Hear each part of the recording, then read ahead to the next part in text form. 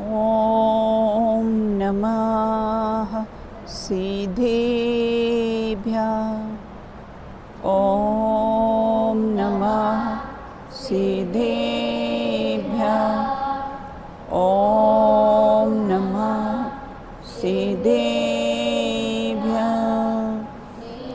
आत्मा को जाने कर जम करे वो बन गई परमात्मा।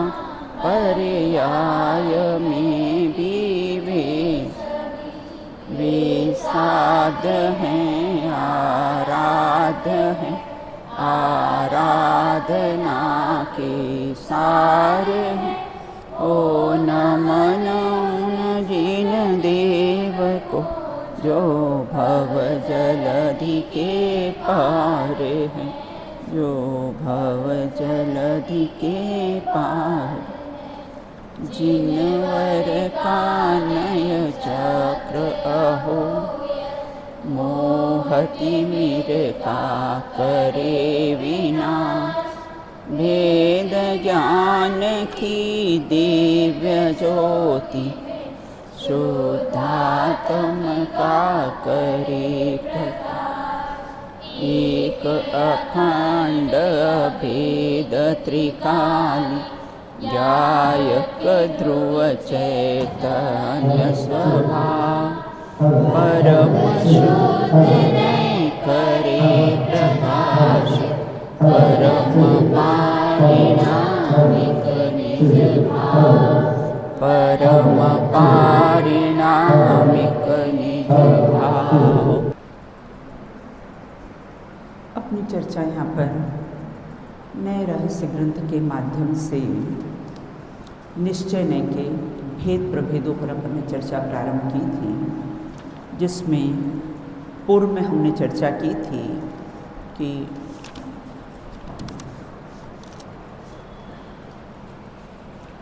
अशुद्ध निश्चय नय का क्या प्रयोजन है। Page number 141। अशुद्ध निश्चय नय का क्या प्रयोजन है।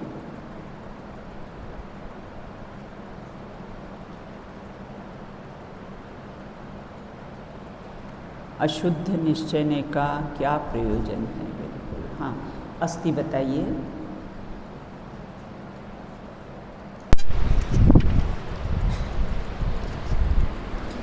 दीदी, अशुद्ध निश्चय में यहाँ जीव की स्वयं की भूल बताई है।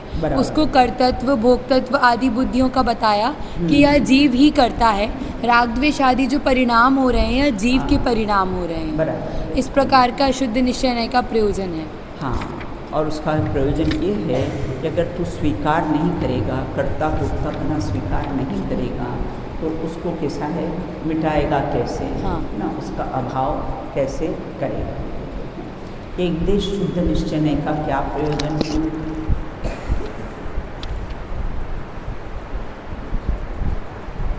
एक देश शुद्ध निश्चय का क्या प्रयोजन है। हाँ, स्वस्तिका बताओ।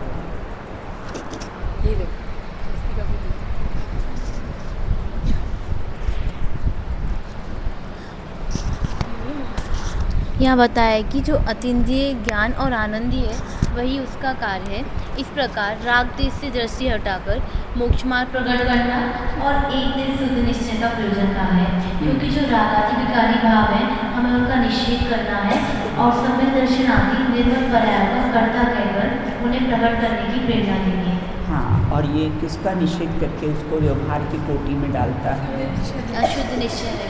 हाँ, अशुद्ध निश्चय का निषेध करके उसको व्यवहार की कोटि में डाल देता है। साक्षात शुद्ध निश्चय का क्या प्रयोजन है। हाँ, चलिए बताइए। हाँ, अनुज्ञा बताओ।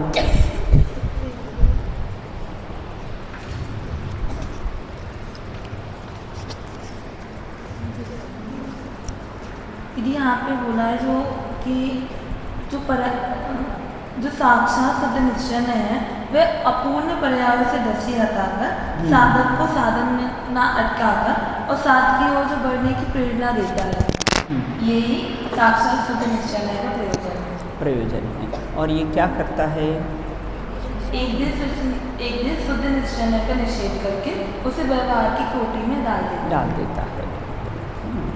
अब परम शुद्ध निश्चय न्याय का प्रयोजन क्या है? परम शुद्ध निश्चय न्याय का प्रयोजन क्या है? चलो बताओ, स्वस्ति का बताओ, परम शुद्ध निश्चय न्याय का प्रयोजन क्या है?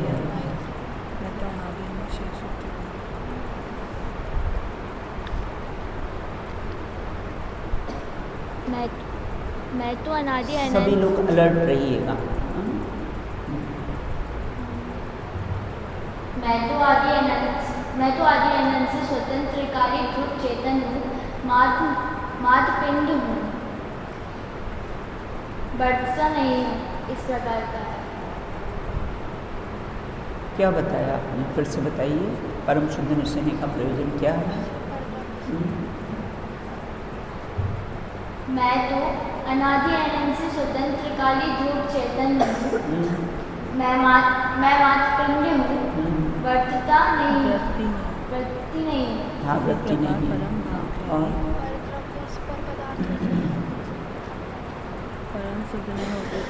पूरा बोलिए इसका। इसी प्रकार परम शुद्ध निश्चय को उदित होकर साक्षात शुद्ध निश्चय का निषेध करता हूँ और उसमें व्यवहार की कोटि में डाल देता हूँ। अणिमा आप बताइए।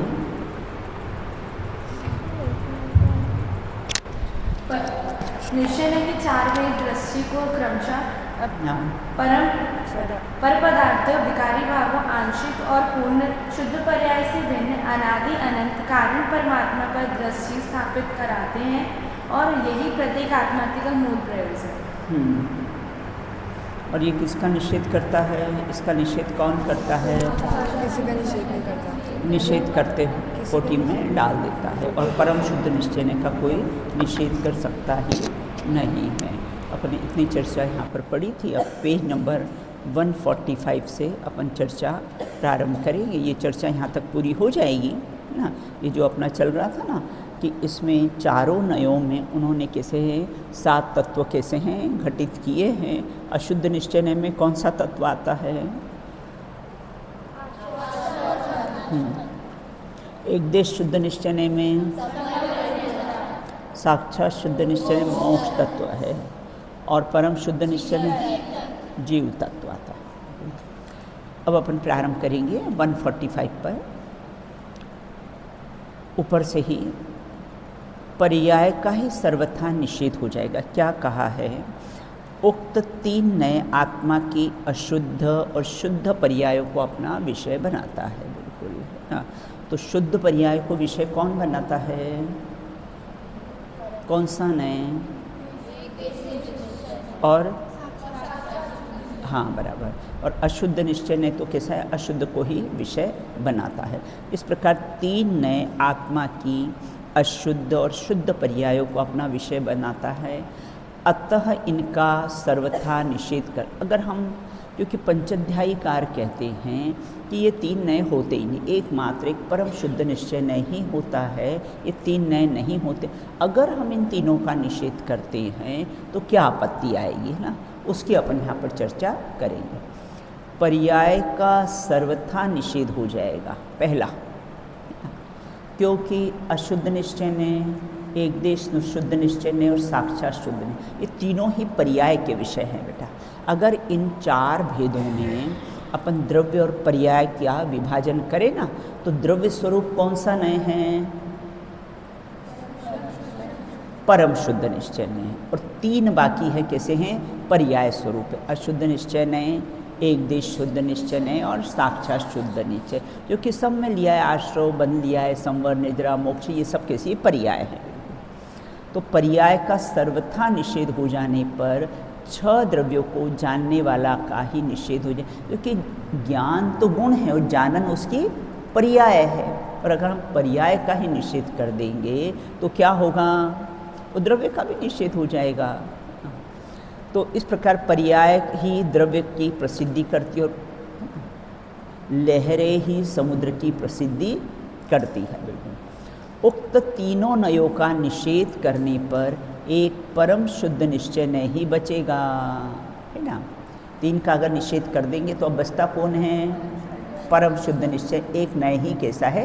बचता है। बिल्कुल और उक्त तीनों का निषेध करने पर एक परम शुद्ध निश्चय नहीं बचेगा जिसके विषय में बंध और मोक्ष पर्याय है ही नहीं। परम शुद्ध निश्चय ने तो कैसा है? द्रव्य को विषय बनाता है ना। वो तो कैसा पर्याय हो, चाहे विकारी पर्याय हो चाहे अविकारी पर्याय हो, दोनों को ही विषय नहीं बनाता है। अतः आत्मा का सर्वथा नित्य मानने का प्रसंग आ जाएगा। अगर हम पर्याय को मानेंगे ही नहीं तो क्या हो जाएगा? तो फिर कौन सा मत हो जाएगा? नित्य कौन मानता है? है ना? नो हाँ, बौद्ध मत तो पर्याय को कैसा है? नित्य मानता है। और सांख्य मत पर्याय को कैसा मानता है? अनित्य मानता है।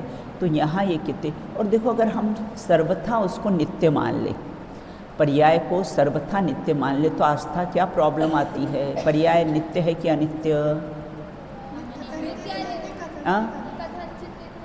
कथनचित अनित्य है। कैसे? कैसे कथनचित नित्य? कैसे?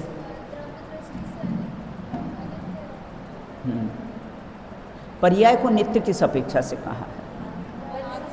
पर्याय को हाँ, है ना।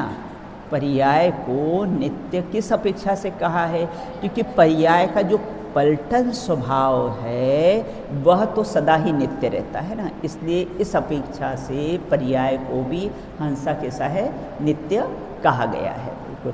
और अगर हम उसको सर्वथा नित्य मानने का प्रसंग आ जाएगा तो अपने को क्या नुकसान है?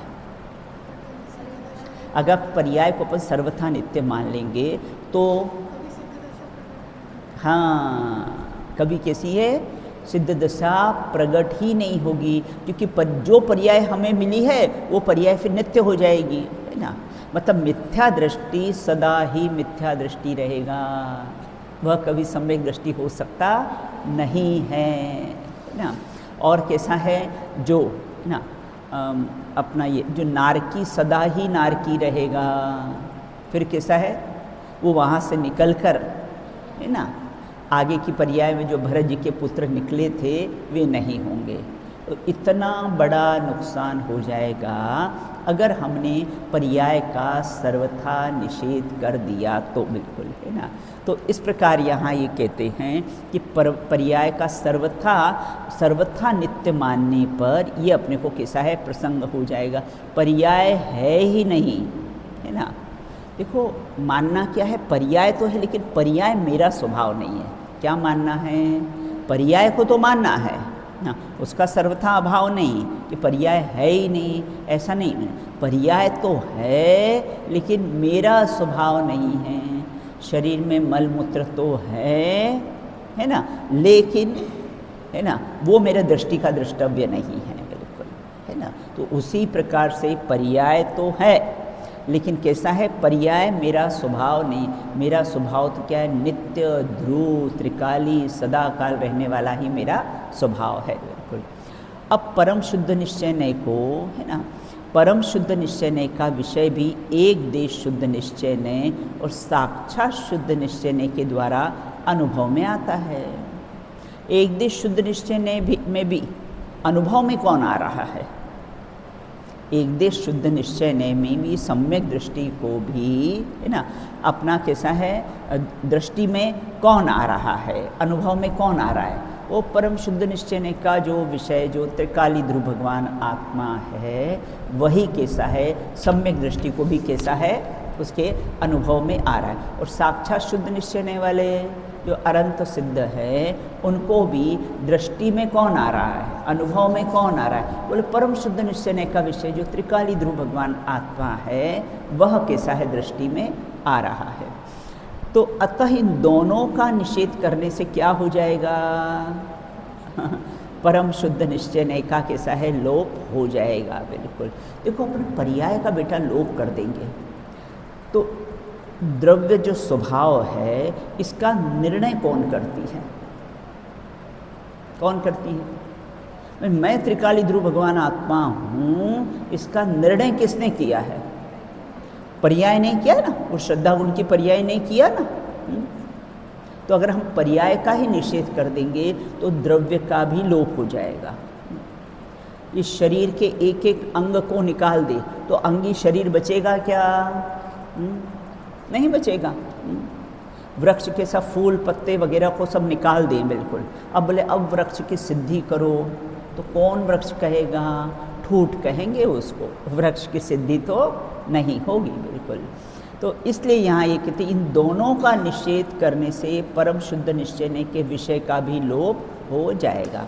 अतः सर्वनाश की आपत्ति से बचने के लिए उक्त तीनों भेदों को भी क्या होगा? स्वीकार करना पड़ेगा, है ना। कौन से तीन हैं?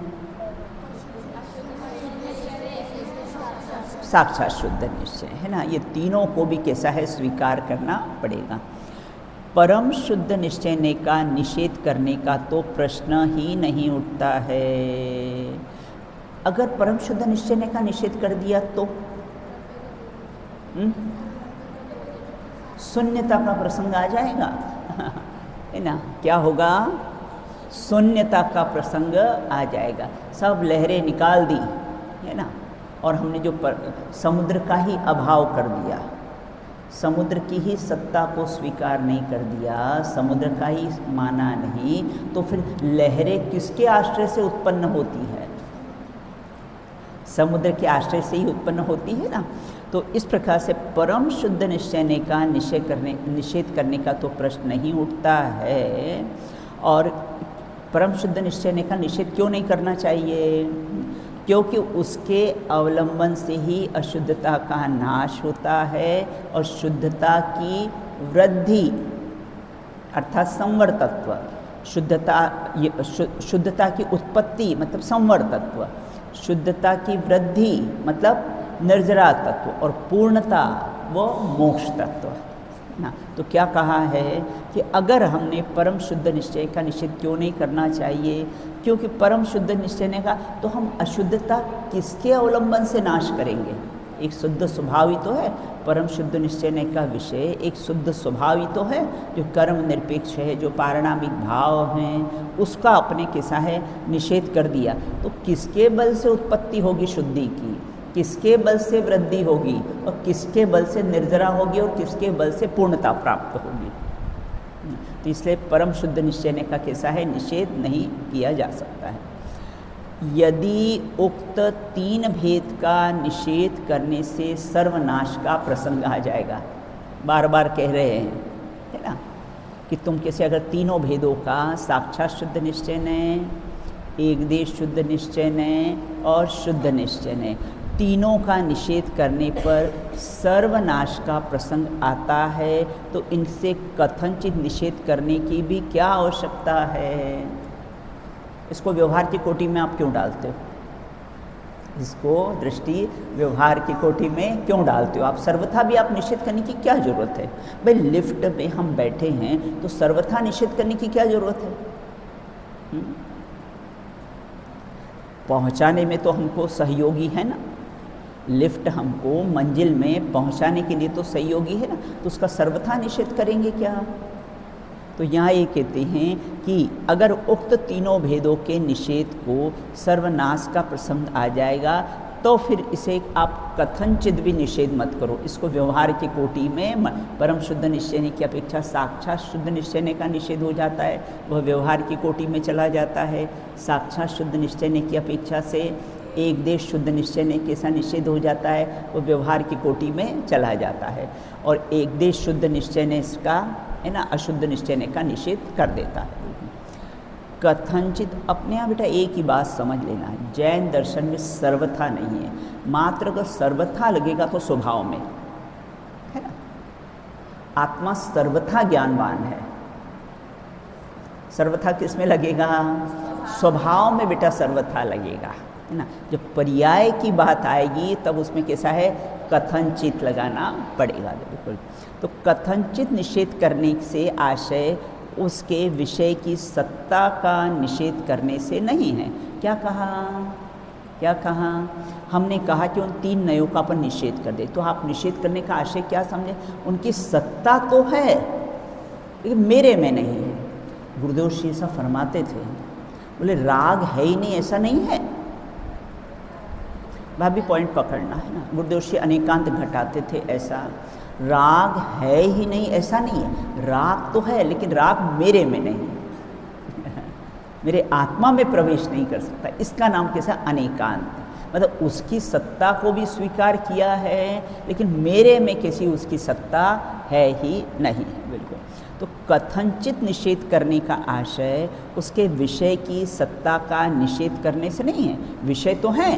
एक देश किसको विषय करता है? साक्षात निश्चय ना। जीव रागी द्वेषी अशुद्ध निश्चय ने कैसा उसको विषय बनाता है, और कैसा है जीव कर्मों का करता नहीं, उसको कैसा है एक देश शुद्ध निश्चय ने विषय बनाता है, और साक्षात शुद्ध निश्चय ने, है ना, अर्थात क्या मोक्ष तत्व को अपना विषय बनाता है।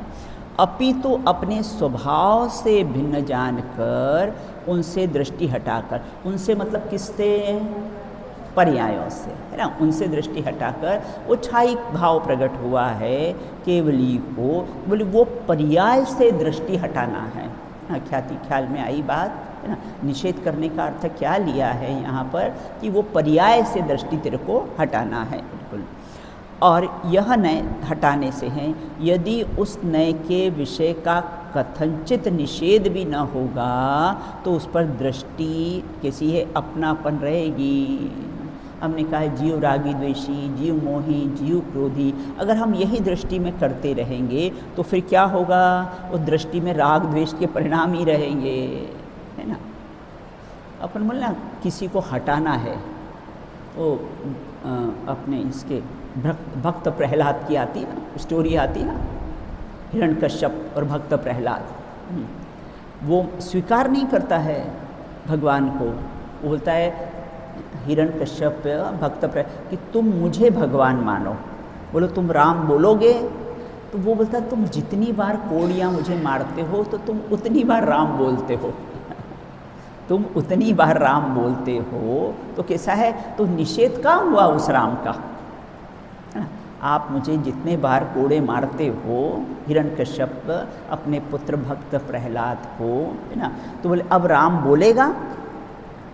तो खुद ही तो राम बोल रहा है वो खुद ही तो राम बोल रहा है, तो राम का निषेध कहाँ हुआ?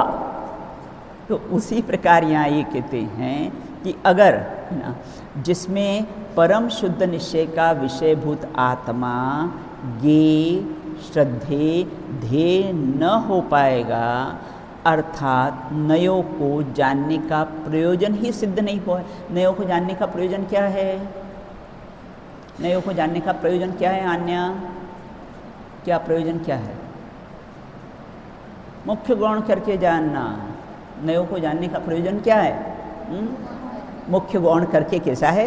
जानना। बिल्कुल। तो परम शुद्ध निश्चय का विषयभूत आत्मा ज्ञेय श्रद्धेय ध्येय न हो जाएगा, अर्थात नयों को जानने का प्रयोजन ही सिद्ध नहीं हो पाएगा, क्योंकि अनुभूति होने पर, है ना, अनुभूति होने की प्रक्रिया उत्तरोत्तर कैसी निषेधात्मक है। अनुभूति की प्रक्रिया कैसी है? अशुद्ध निश्चय का निषेध करता है ना। निषेध करके ही कैसा है? उत्तरोत्तर निषेध की प्रक्रिया है। प्रत्येक नए अपने विषय का ज्ञान कराने के लिए अनिषेध्य स्वीकार है। सब चारों ही नए कैसे अपने अपने विषय का ज्ञान करा रहे हैं, चारों ही नए अपने अपने विषय को बता रहे हैं, परंतु वहाँ से दृष्टि हटाकर उसमें अपने मतलब 3 नए तो पर्याय रूप है और एक नए है वो कैसा? द्रव्य स्वभाव वाला। परम शुद्ध निश्चय नए वो द्रव्य स्वभाव वाला है। बाकी 3 हैं वो कैसे?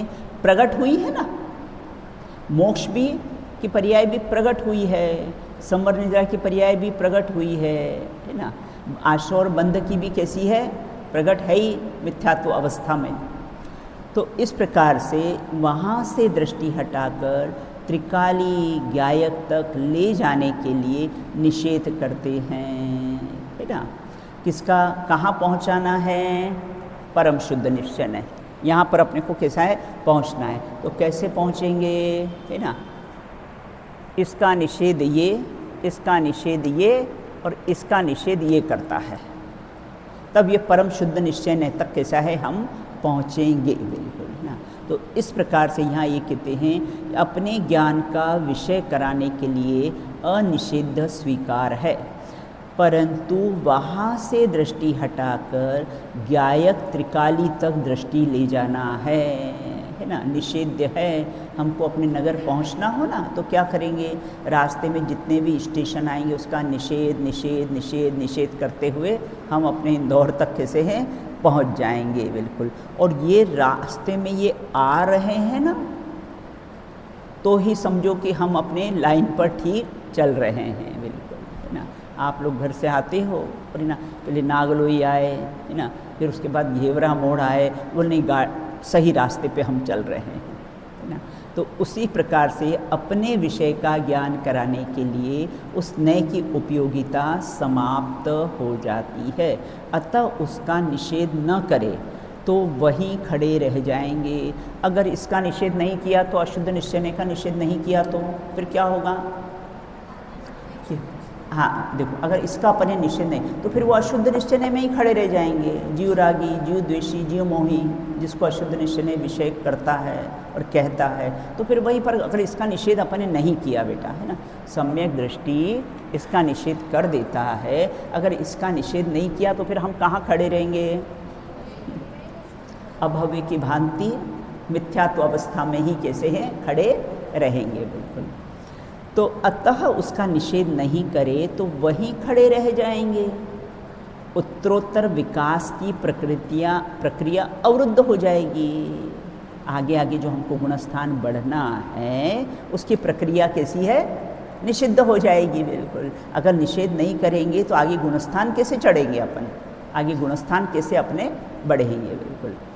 अतः निश्चय न के भेद प्रभेद कथनचित निषेध्य और कथनचित स्वीकार करने योग्य। लेकिन अब ध्यान रखना है कि कहाँ स्वीकार करना है और कहाँ निषेध करना है, लिफ्ट को कब स्वीकार करना है और कब छोड़ना है। हाँ बोलिए।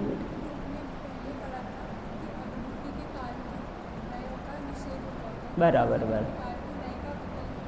बराबर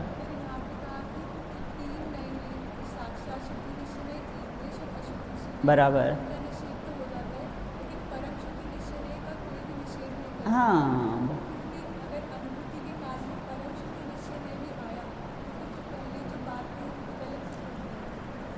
देखो, परम शुद्ध नय, परम शुद्ध नय को ग्रहण नहीं करना है, वो नए विषय किसको बना रहा है, परम शुद्ध निश्चय ने विषय किसको बनाता है, त्रिकाली ध्रुव भगवान आत्मा को विषय बना। जब उसी का बेटा निषेध कर देंगे तो फिर बचा ही क्या है ना, तो बचा ही नहीं है। देखो हमेशा ये आएगा भाई, शुद्ध नय से प्राप्ति होती है ना, ऐसा भी आगम में वाक्य आएंगे कि ये शुद्ध नय का विषय है, शुद्ध नय को प्राप्त करना चाहिए। तो वहाँ क्या समझना आज था कि शुद्ध नय नहीं, वो शुद्ध नय विषय किसको करता है, जो आत्मा को विषय करता है उसको ग्रहण करना है। नय तो कैसा है, नय पक्षातिक्रांत होना है अपने को, अपने पक्षातिक्रांत का तो बहुत बड़ा चैप्टर पढ़ा है अपने यहाँ पर, है ना।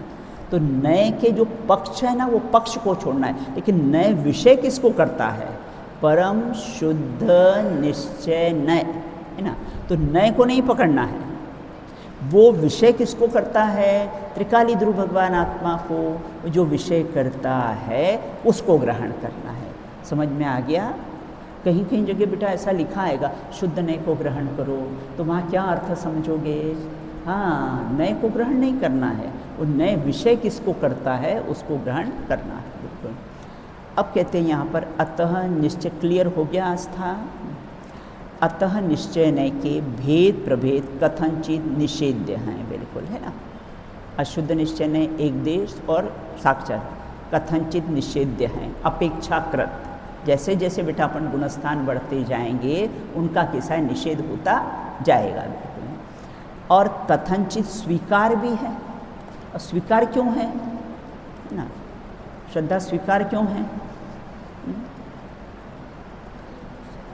हाँ, एक देश शुद्ध निश्चय को स्वीकार नहीं करेंगे तो कैसे? वो कहता है कि रागादिक भाव कर्म जनित हैं। ये कौन कहता है? ये कौन कहता है? एक देश शुद्ध निश्चय कहता है ना कि रागादिक भाव कर्म जनित है, और रागादिक भाव जीव के हैं। ये कौन कहता है? अशुद्ध निश्चय ने कहता है। तो यहाँ ये कहते हैं अगर इनका निषेध हमने नहीं किया, कथनचित स्वीकार भी करना पड़ेगा, कथनचित निषेध भी करना पड़ेगा। ट्रेन में टिकट लेकर बैठते हैं, कथनचित स्वीकार भी करना पड़ेगा। यात्रा पूरी हुई, एग्ज़िट बाहर निकल गए तो उसको डस्टबिन में डालना भी पड़ेगा। तो स्वीकार भी करना पड़ेगा और कैसा है, उसको डस्टबिन में डालना भी पड़ेगा। उसी प्रकार से इन नयों को कैसा है, कथनचित कैसा है, स्वीकार भी करना पड़ेगा और उनका निषेध भी करना पड़ेगा। ये शायदवाद ही शरणभूत है, न ये शायदवाद है न संशयवाद है। लोग बात क्या कहते हैं, कहती शायद, शायद नित्य होगा, शायद अनित्य होगा। जैन दर्शन में शायदवाद नहीं है, शायदवाद है, और संशयवाद भी नहीं है ना, संशयवाद भी नहीं। आत्मा कैसा है, वो अपेक्षाकृत कहो तो बात अलग है बिल्कुल, बाकी संशयवाद भी नहीं है बिल्कुल। अपने यहाँ तो संशय का चतुर्थ गुणस्थान में ही निशंकित अंग, शंका का पहले ही निषेध कर देते हैं बिल्कुल ना।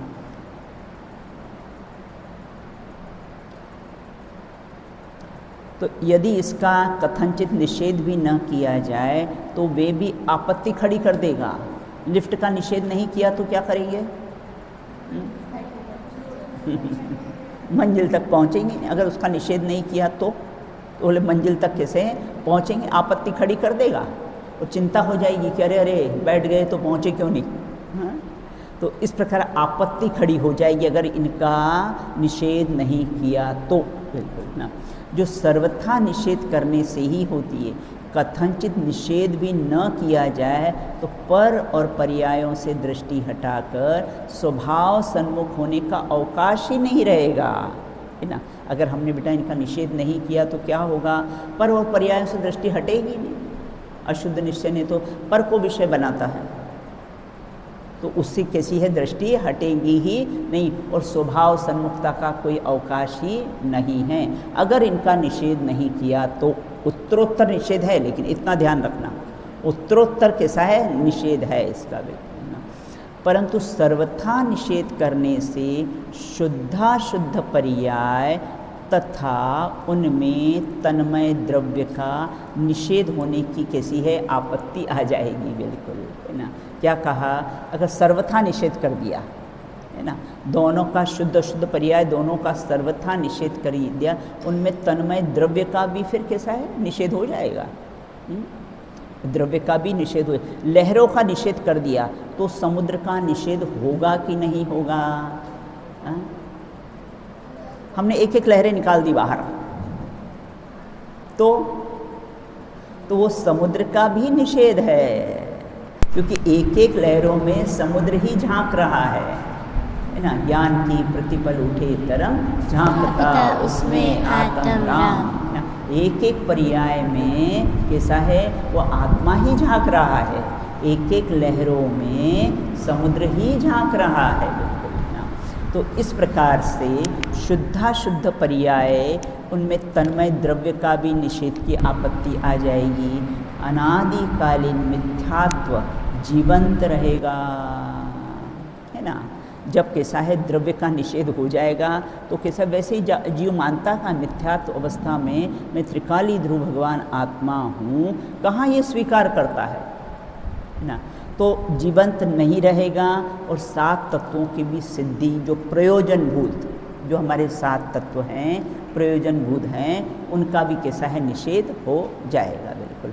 अब आगे कहते हैं, निश्चय ने के भेदों का सर्वथा निषेध करने से सात तत्वों की सिद्धि कैसे नहीं होगी?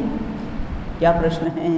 अगर हमने निश्चय ने के भेदों का, चारों भेदों का हमने निषेध कर दिया, है ही नहीं, जैसे पंचाध्यायीकार कहते हैं ना, मात्र एक परम शुद्ध निश्चय नहीं, बाकी कोई नए वय है ही नहीं बिल्कुल।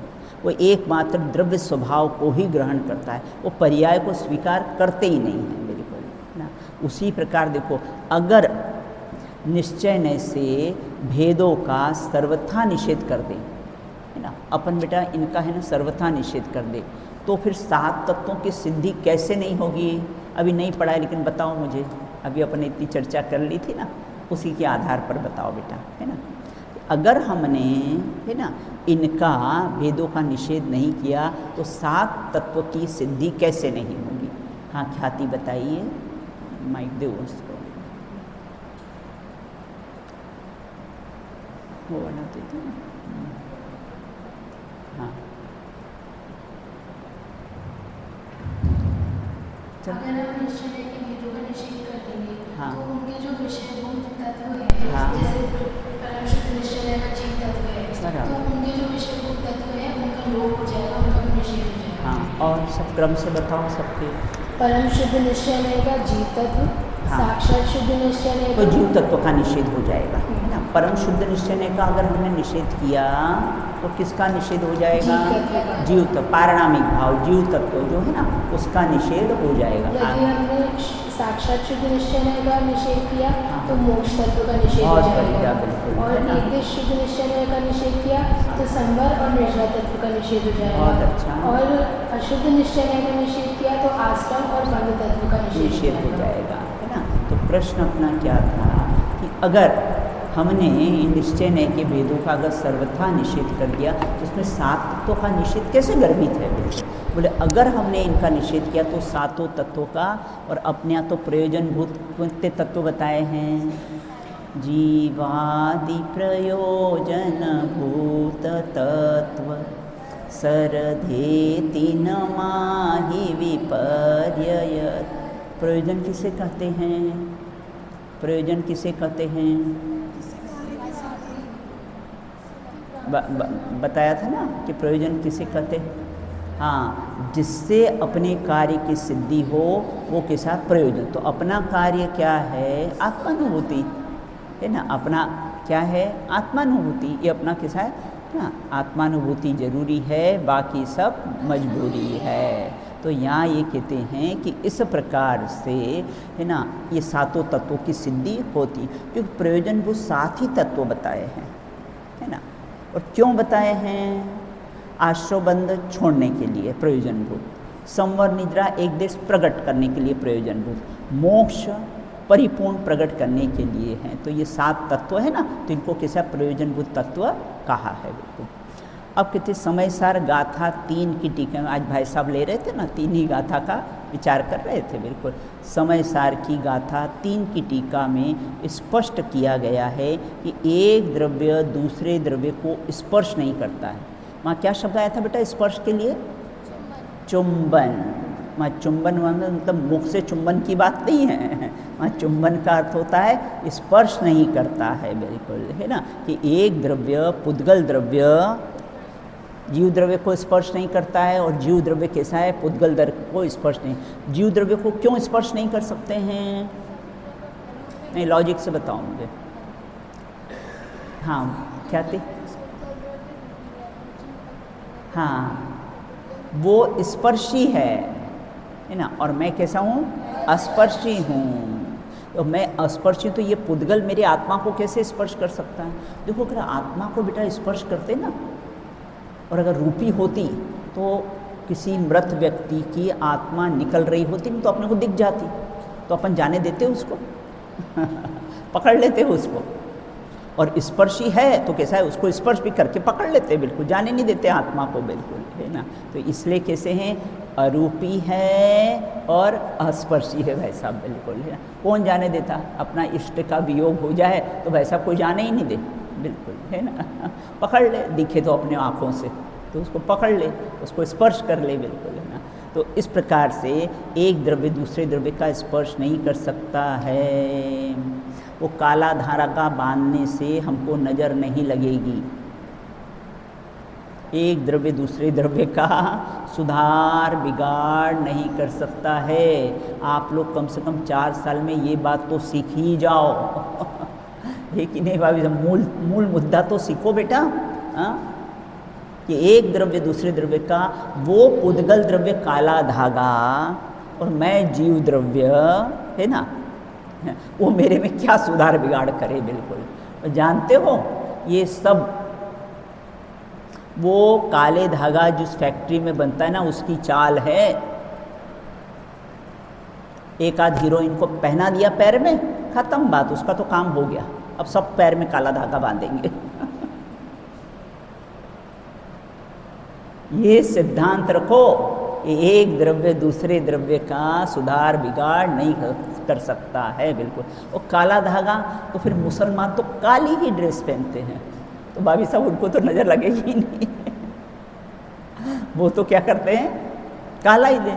और वकील काला कोट पहनता है वैसा। बिल्कुल है ना। तो फिर नज़र, वो तुमने तो एक पतला सा धागा बांधा है, वो तो कई धागों का कोट पहना हुआ है। तो फिर वो वकील को तो नज़र लगनी नहीं चाहिए। हाँ? तो अपन तो एक सिद्धांत रखना है ना। अब आप लोग यहाँ पर विद्या निकेतन में पढ़ते हो, अब तो हर बात बेटा लॉजिक से सिद्ध करना। अब नहीं वो उसने किया तो हमने कर दिया, उसने ऐसा कहा तो हमने, अपने लॉजिक से सब सिद्ध करो, लॉजिक से उसको सोचो। बिल्कुल। एक द्रव्य दूसरे द्रव्य का कुछ भी, लाभ कोई भी चाहे बेटा अपना बुरा, अपना जब तक पाप का उदय नहीं होगा ना, तो कोई हमारा बाल भी बाका नहीं कर सकता। और हमारा पाप का उदय आ गया, लोग कितनी भी सहायता करेंगे तो भी कैसा है, वो उदय में आए बिना रहेगा नहीं। सारा खेल अपने परिणामों का है, सारा ही खेल कैसा है। अभी व्हाट्सएप पे आया था कि अगर 500 किसी का आया था कि 500 नहीं, अब 800-900 रुपये किलो का घी आता है ना, शुद्ध घी तो महंगा आता है। तो इतना घी अगर गिर जाए ना, तो अपने परिणाम क्या करते हैं, कितने ऊपर नीचे कर लेते हैं अपन। कि अगर घी गिर गया तो हमारे परिणाम इतने ऊपर नीचे हो जाते हैं, और उन परिणामों से जो अनंत भव बढ़ते हैं, उसका नुकसान तुझे दिखाई नहीं देता है। उसके कारण राग द्वेष क्रोध वगैरह करे। बिल्कुल। हाँ? तो वहाँ ये कहते, और अपने पंडित साहब ने कहा ना, परिणाम बिगड़ने का भय रखना, कि सब परिणाम नहीं किसे बिगड़े। व्यवस्था की दृष्टि से कोई बात कहें बेटा हम तो है ना, उसमें हमारा अभिप्राय समझना। हम अगर आपको यहाँ व्यवस्था की दृष्टि से कुछ कहते हैं तो हमें किसी से राग द्वेष नहीं है, हमें तो यहाँ की व्यवस्था अच्छी होनी चाहिए, बस ये प्रयोजन है ना।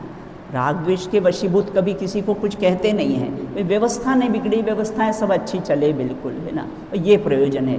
तो अभिप्राय क्या है हमारा, और भूल बेटा अभिप्राय की है। दोष ना क्रिया परिणाम अभिप्राय। एक आध संडे को लूँगी मैं आपका ये विषय, क्रिया परिणाम और अभिप्राय है ना। वो सब एक एक चैप्टर थोड़े करके तुमको संडे करके सब चैप्टर थोड़े सिद्धांत आपको कैसे हैं सब बता देंगे। बिल्कुल। तो यहाँ ये कहते हैं कि इस प्रकार से समय सार की तीसरी गाथा में एक द्रव्य दूसरे द्रव्य को स्पर्श नहीं कर सकता। वो काला धागा पुद्गल है, मैं जीव हूँ, है ना, वो मेरा सुधार बिगाड़ नहीं कर सकता है ना। कोई नज़र वजर कोई लगती नहीं है, मैं तो मानती ही नहीं हूँ। बिल्कुल सब बिल्कुल नहीं मानती। एक ज्योतिषों को और एक नज़र, दो से मेरे को एलर्जी है, समझो एलर्जी कहो आप तो। बिल्कुल विश्वास नहीं। अभी तो भाभी साहब, अभी मेरे को टाइम नहीं मिला, ये छत्र चूड़ामणि में कुछ पेज है उसका, अभी टाइम नहीं मिला मुझे देखने के लिए। तो उसमें तो आया है कि वर्तमान में भाभी साहब जितने ज्योतिष है ना, उन्होंने सब पूरा प्रूफ करके बताया है।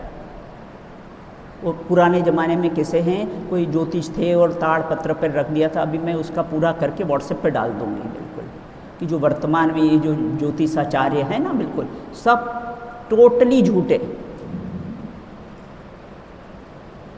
बिल्कुल इनके लाइफ में इनके चक्कर में पड़ना नहीं, बस अपने परिणाम अपने बेटा ज्योतिष हैं, अपने परिणाम अच्छे रखो, सब कार्य सिद्ध होगा बस। बिल्कुल ना, कोई के चक्कर में पड़ना ही नहीं है। बिल्कुल मेरा तो बहुत अनुभव है इस मामले में, और भाभी साहब से भी मेरी चर्चा, और भाभी साहब ने कहा हमने सारी कुंडलियों को आग लगा दी। हमने भी बहुत चक्कर लगाए ज्योतिषों के, और बाद में सारी कुंडलियों को भाई साहब बोले आग लगा दो इन सारी कुंडलियों को। तो इसके चक्कर में रहना ही नहीं है, ज्योतिष वोतिष के चक्कर में बिल्कुल। अपने परिणाम किसे, अपने ज्योतिष हैं।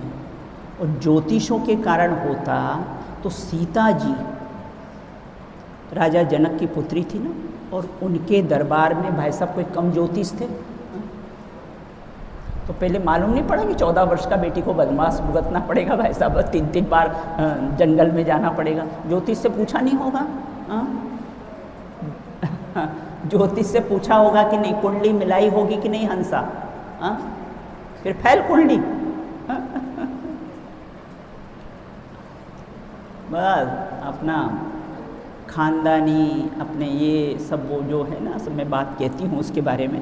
तो इस प्रकार से एक द्रव्य दूसरे द्रव्य को स्पर्श नहीं कर सकता है, कभी अपने स्वरूप से च्युत नहीं होता है बिल्कुल। मैंने आपको एक बात बताई थी ना कि मैं ट्रेन में एक बार से आ रही थी, तो एक व्यक्ति 5 उंगलियों में वो अंगूठी पहना था भाभी साहब, 5 उंगलियों में अंगूठी, 5 उंगलियों में अंगूठियाँ बेच रहा था।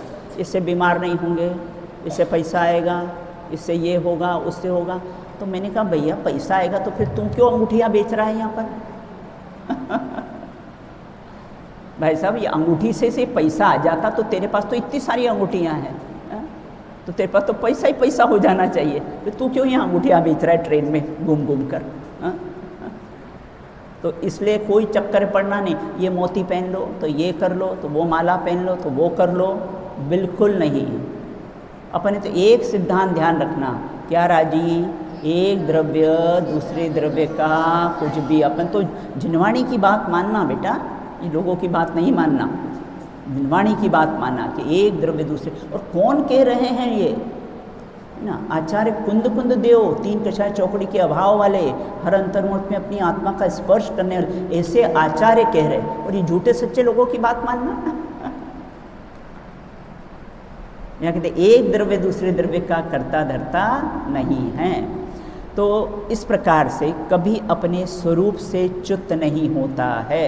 सब द्रव्य जितने भी द्रव्य सब अपने स्वरूप को ही स्पर्श करते हैं, अपने स्वरूप को मतलब अपने गुण पर्याय को ही स्पर्श करते हैं। इसलिए प्रत्येक द्रव्य पर द्रव्य तथा उसके गुण पर्यायों से अत्यंत भिन्न अपने।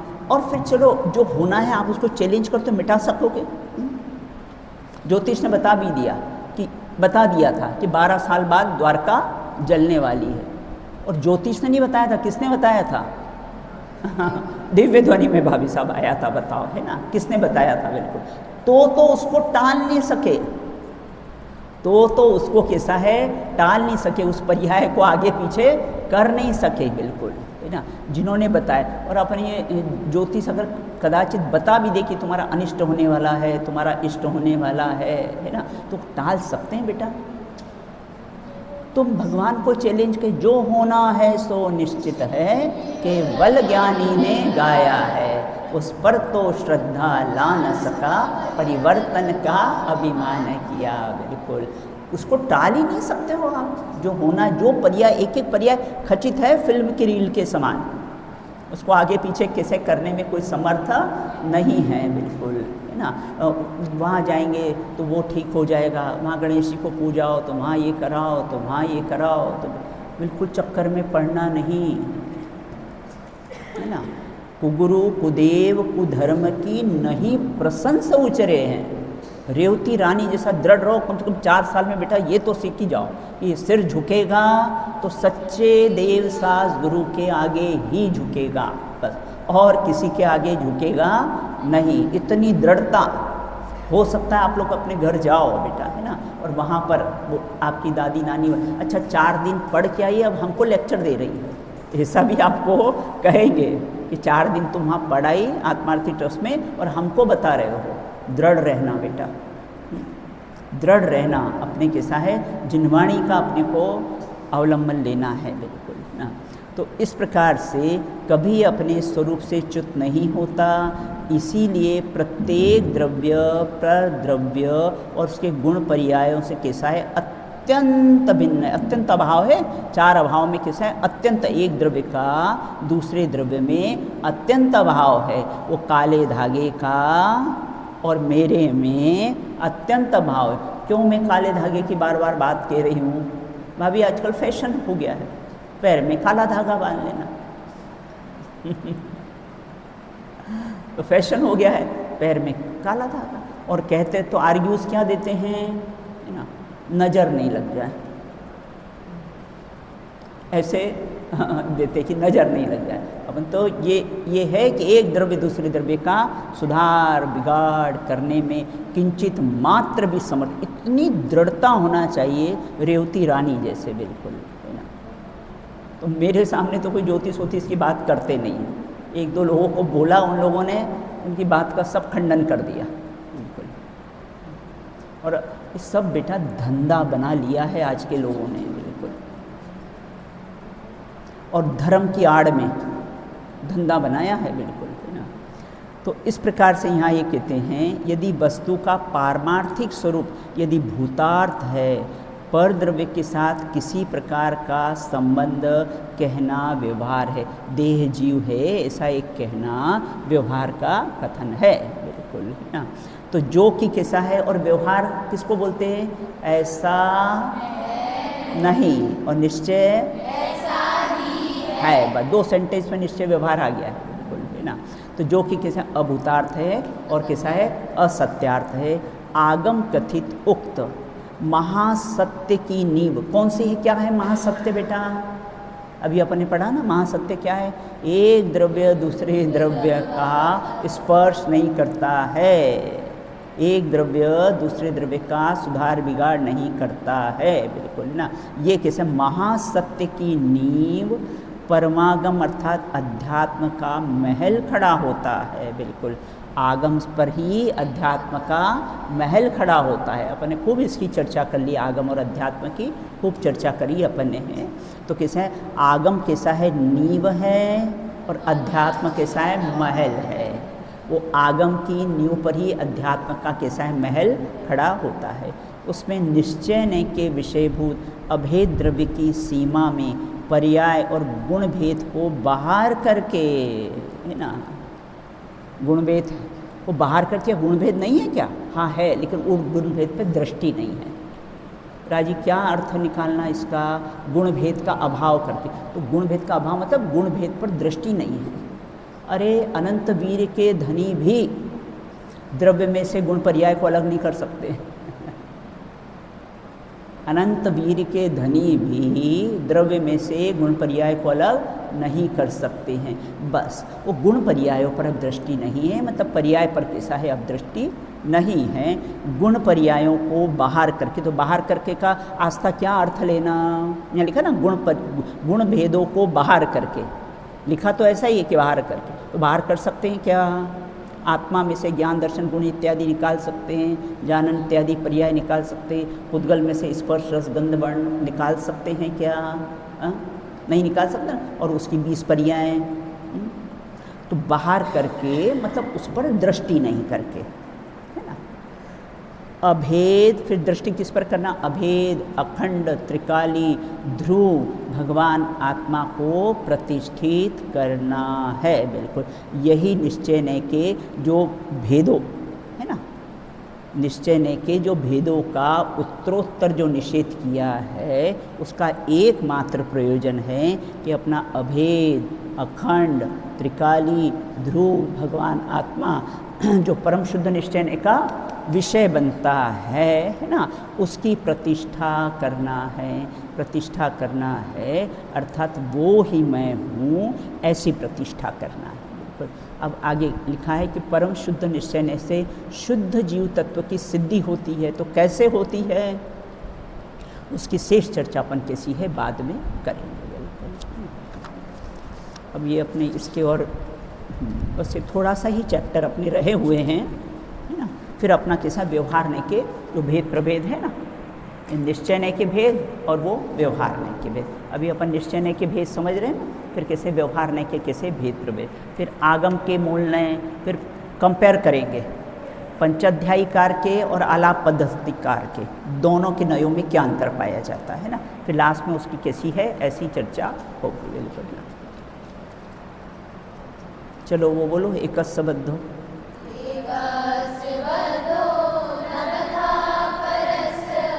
चेति वयोर्धाः यस्तात्त्ववेदी शुद्धपाचपातः तस्यासि नित्यं खलु चेच्चिदेव। चलो बैन फ्रॉम प्रोजन कला।